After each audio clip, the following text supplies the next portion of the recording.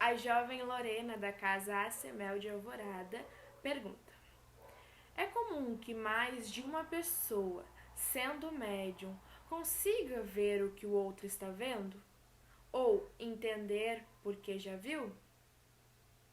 No livro dos médiuns, no capítulo 6, nos diz que não basta que o espírito queira mostrar-se, não basta que uma pessoa queira vê-lo, mas é necessário que os dois fluidos possam se combinar, que entre eles haja uma espécie de afinidade. E também que a emissão do fluido da pessoa seja suficiente para que ocorra o fenômeno. Ainda dentro disso, das necessidades, é preciso que se verifiquem ainda outras condições que a gente não conhece. É necessário, por fim, que o espírito tenha permissão de se fazer visível a tal pessoa, o que nem sempre lhe é concedido ou só é em outras circunstâncias. Então, podemos concluir com o que o livro dos médiuns nos traz que há diversos fatores a serem analisados antes que o médium consiga ver o espírito. Seja o fluido, seja a afinidade e as outras particularidades de cada um. Então não há como um médium enxergar exatamente o que o outro enxerga. E como sabemos que todos que têm mediunidade a têm em graus diferentes e sentem de maneiras diferentes a presença dos espíritos, o médium pode sim ver o mesmo espírito, mas nunca de maneira igual. Por exemplo, um espírito passa no ambiente. Um médium pode ver um vulto, o outro pode ver algo mais nítido, conseguir ver se é um homem, uma mulher, uma criança. Outro médium pode conseguir identificar as vestes, a cor do cabelo, a cor dos olhos, os detalhes.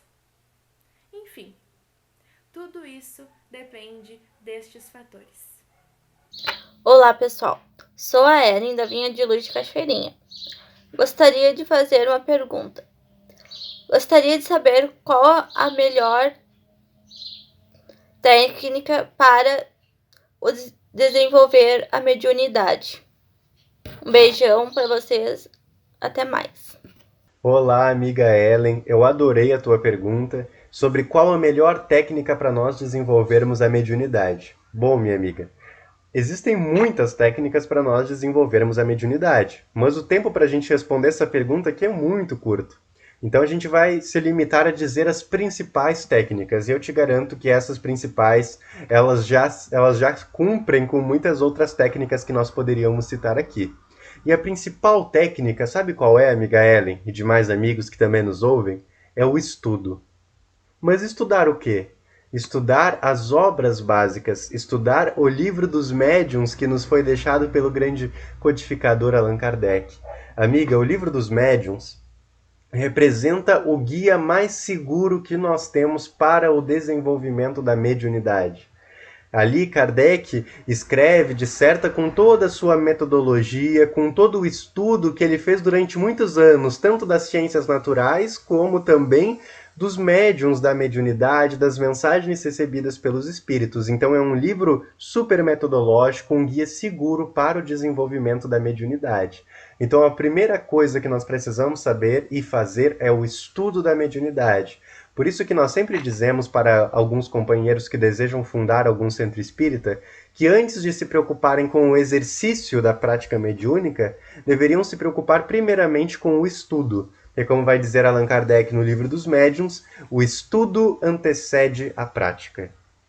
Mas para nós também dizermos aqui outras técnicas, mas que também estão conectadas ao estudo, nós também temos que citar, por exemplo, a educação mediúnica. O médium ele deve estar sempre preocupado com a sua saúde mental, como estão os seus pensamentos. Afinal, ele serve como intermédio entre o mundo espiritual e o mundo material. Portanto, ele deve estar sempre consciente dos seus pensamentos, sempre exercitando o amor, a compaixão, a caridade, para que venha sempre amparado aos bons espíritos. E assim ele não venha a cair numa deseducação mediúnica, em desequilíbrio, e também no animismo, acabando por misturar, por exemplo, assuntos seus, assuntos psicológicos, com as comunicações mediúnicas.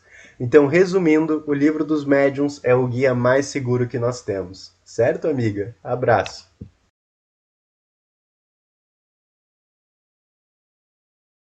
Olá pessoal, tudo bem? Estou aqui para responder mais uma questão dos nossos queridos jovens do Injures. É a questão que eu tenho da Ana Clara, da Simão Pedro de Alvorada, e ela questiona: os médiuns têm mais probabilidade de desenvolver problemas mentais ou depressão?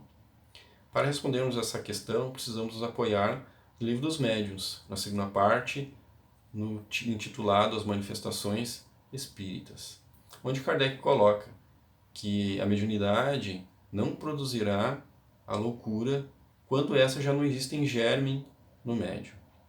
No livro que é Espiritismo, Kardec também coloca que a loucura é uma patologia do corpo físico, portanto, não está relacionado à mediunidade, não é uma consequência da mediunidade. É importante nós ressaltarmos isso, pois Manuel Filomeno de Miranda nos coloca que há uma linha muito tênue entre a sanidade e o desequilíbrio mental. Esse desequilíbrio mental que nós trazemos em germe dentro de nós pode ser ativado por vários gatilhos. Gatilhos relacionados a problemas nossos, nos nossos relacionamentos, gatilhos esses que podem ser disparados devido a problemas financeiros e tantos outros problemas. E esses problemas que nós trazemos em germe em nós é que podem causar em nós desequilíbrios, depressões, e até mesmo problemas mais graves, problemas mentais mais graves.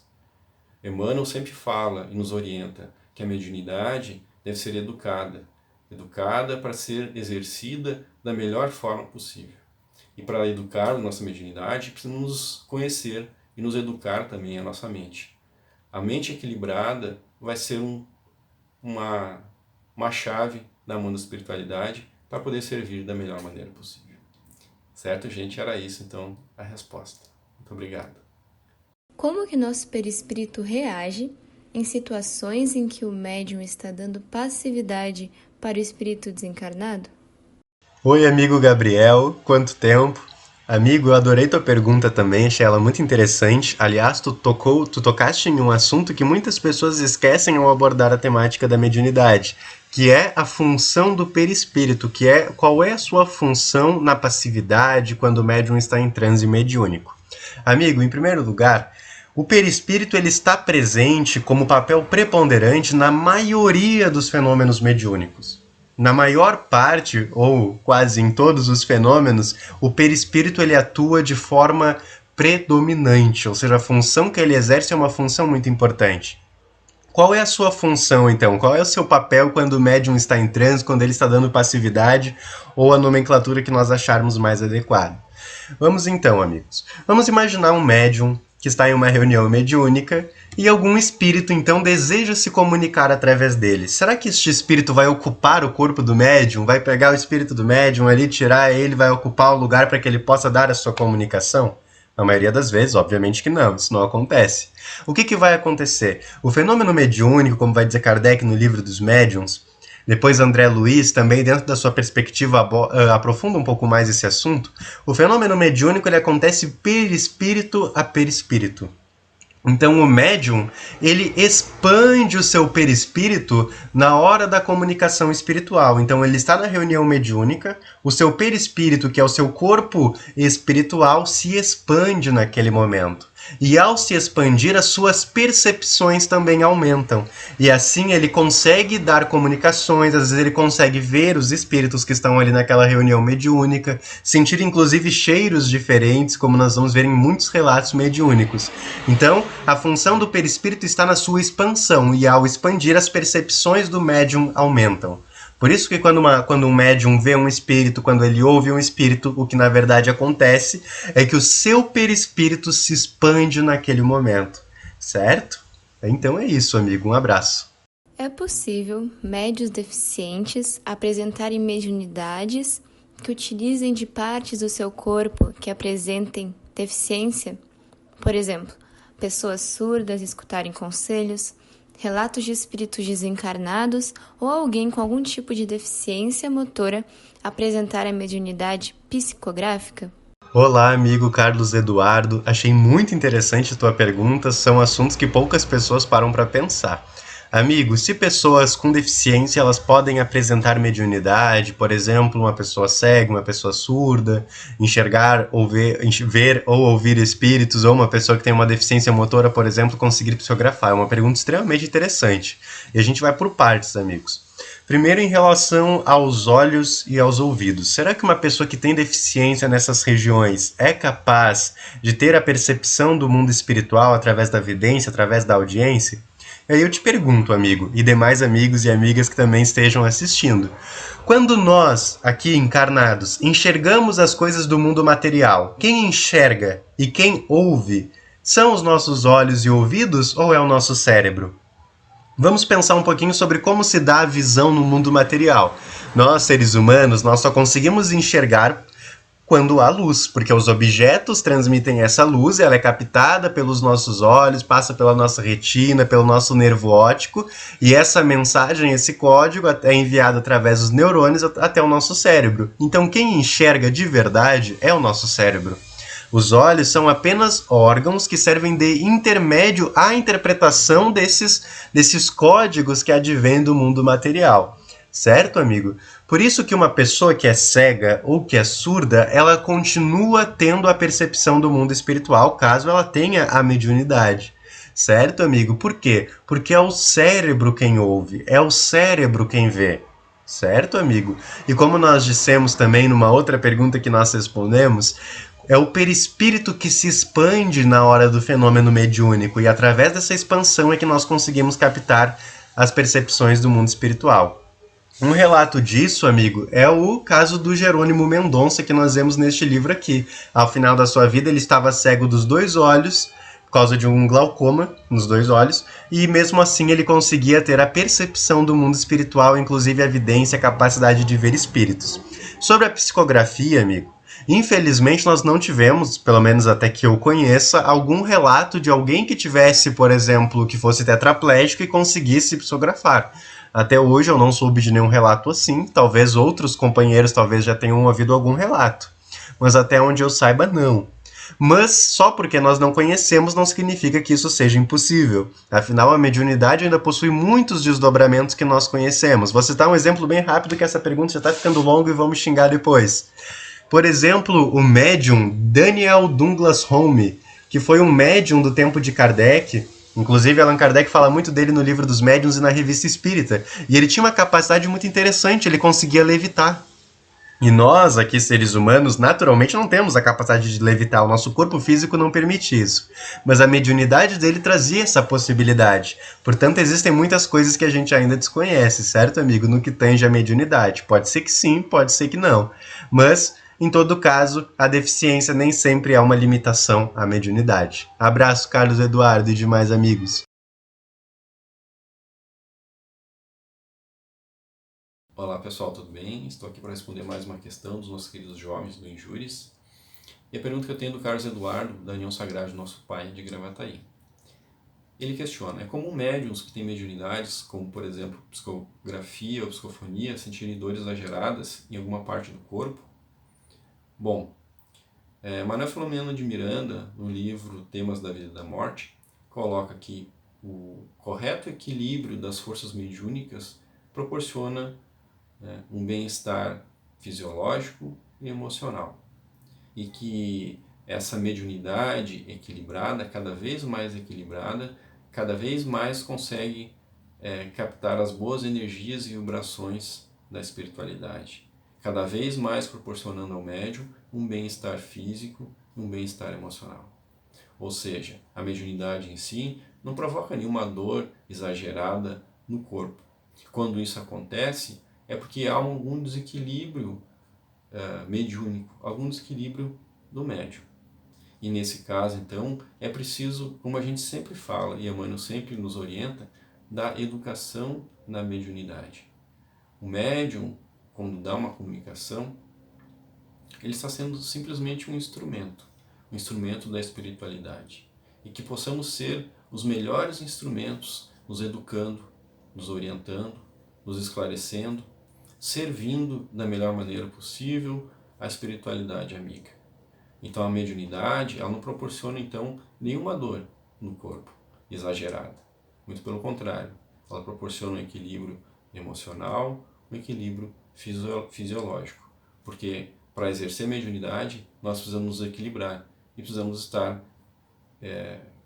aptos a essa atividade. Certo, pessoal? Era isso então a resposta de hoje. Olá, pessoal, tudo bem? Estou aqui para responder mais uma questão dos nossos queridos jovens injúrios.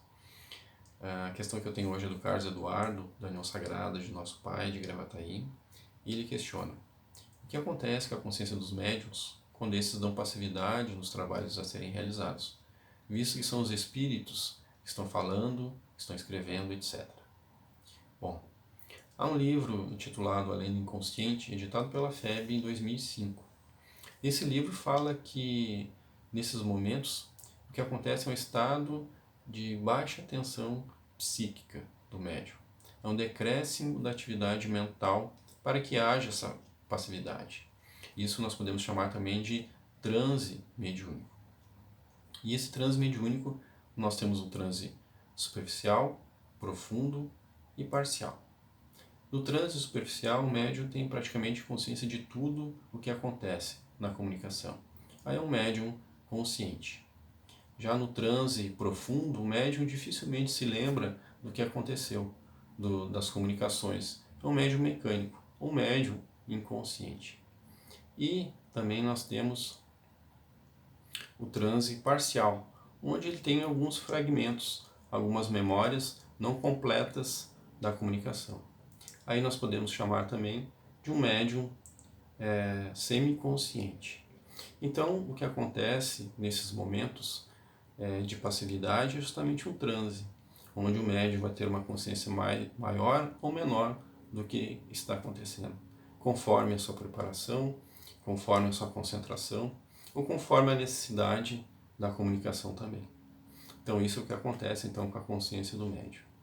Certo? Essa era a questão, a resposta então da questão. Muito obrigado.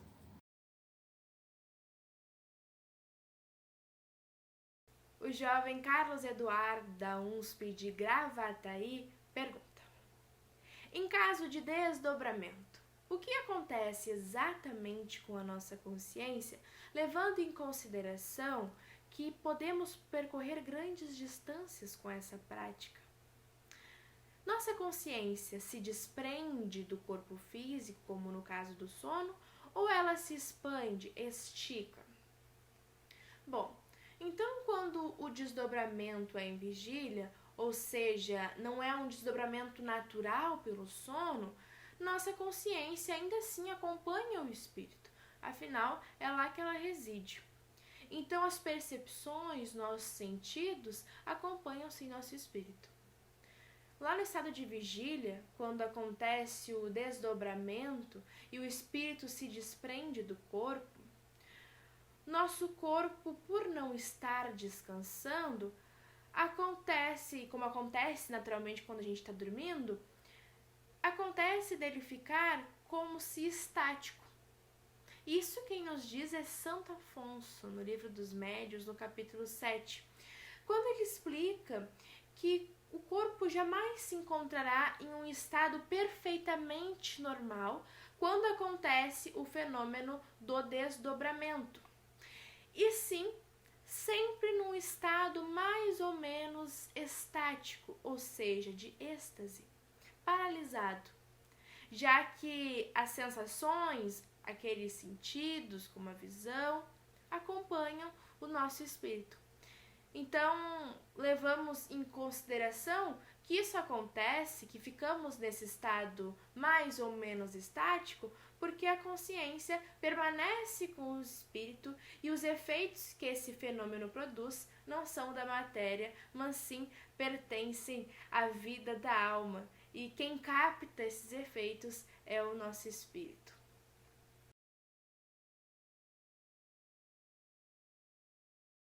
O jovem Gabriel Souza, da UNSP de Gravataí, pergunta: na mediunidade audiente, todos os espíritos precisam querer se comunicar ou alguns podem ser escutados, entendidos, sem o mesmo ter ciência? Bem, na mediunidade audiente, não é necessário que o espírito queira se comunicar para ser entendido. Um exemplo disso é quando vemos um médium que sofre uma obsessão. Lembrando que nem sempre o obsessor tem intenções ruins ou maldosas, mas por serem também imperfeitos, nos causam certos incômodos.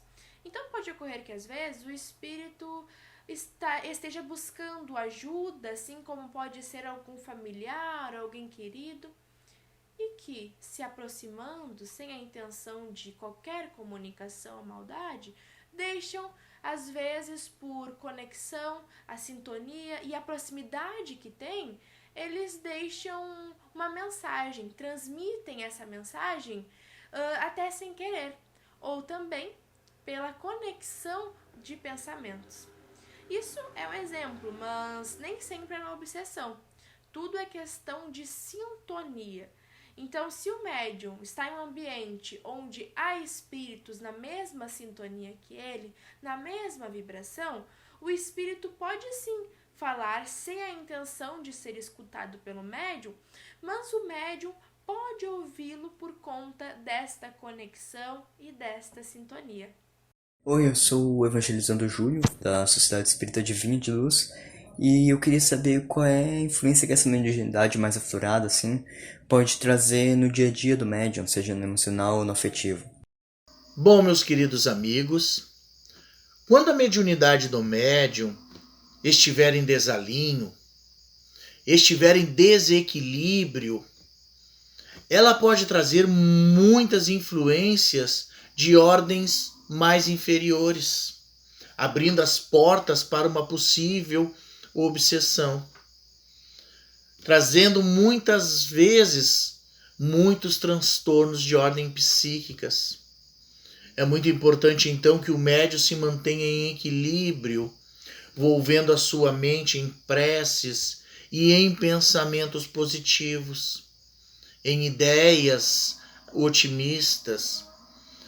Mas, ao contrário, se nós mudamos o nosso clichê mental, nós experimentamos a companhia dos espíritos mais infelizes, dos espíritos levianos e dos perturbadores que se comprazem em perturbar e aturdir.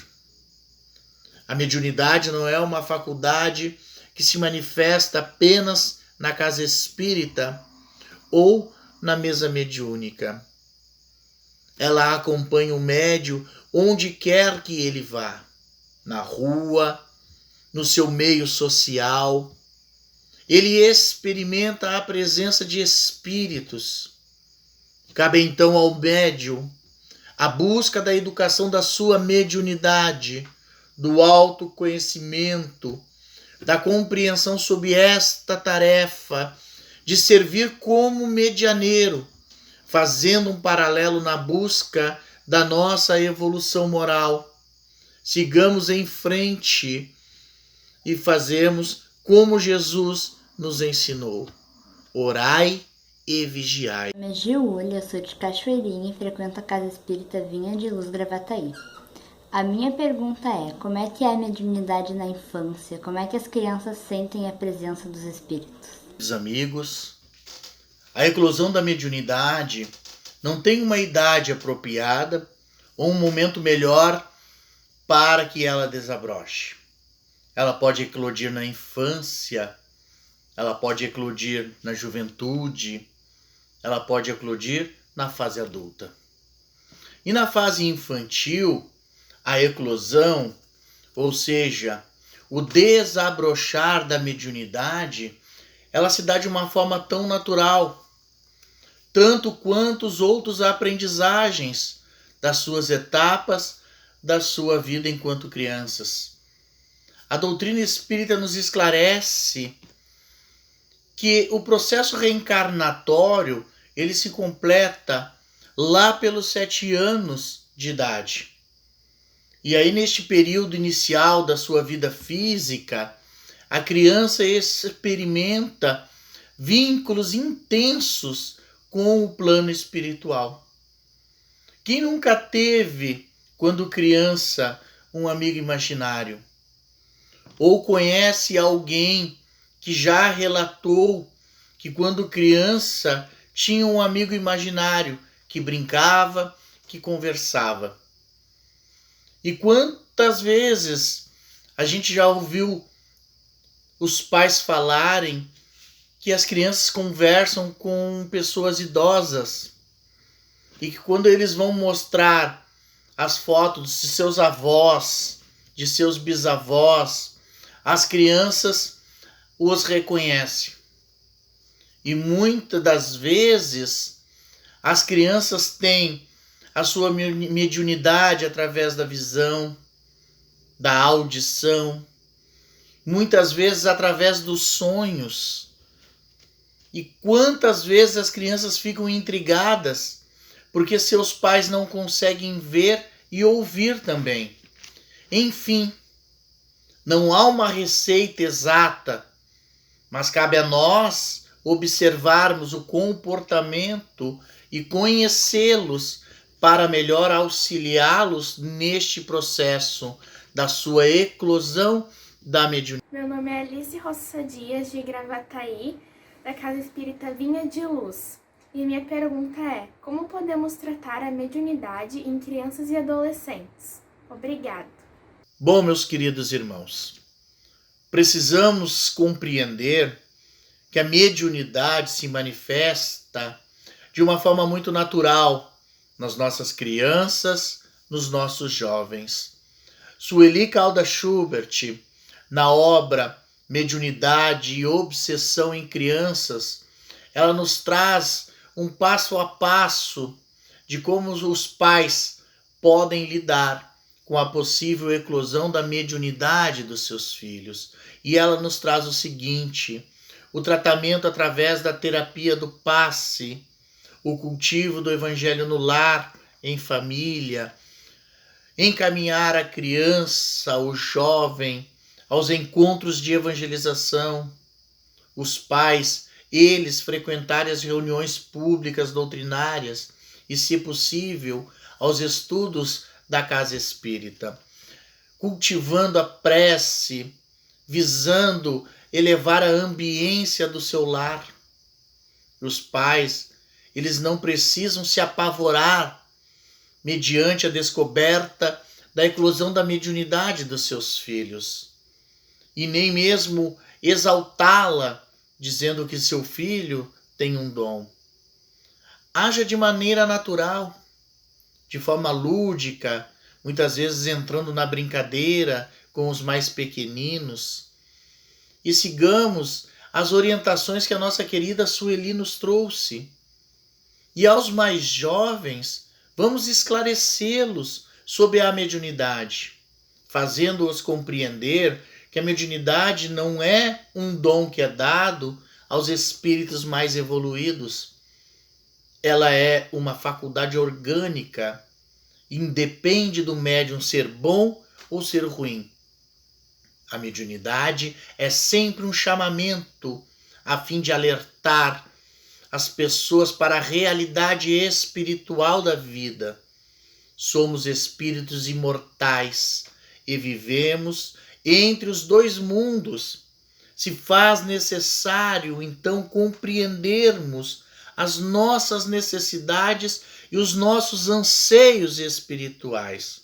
Lembrando que Allan Kardec ele nos disse que todos nós somos médiuns, uns mais, outros menos, mas que realmente importa para nós é a descoberta e o exercício das virtudes e o dos valores morais para que a nossa evolução espiritual aconteça. Então, queridos amigos, uma ótima mediunidade para todos nós.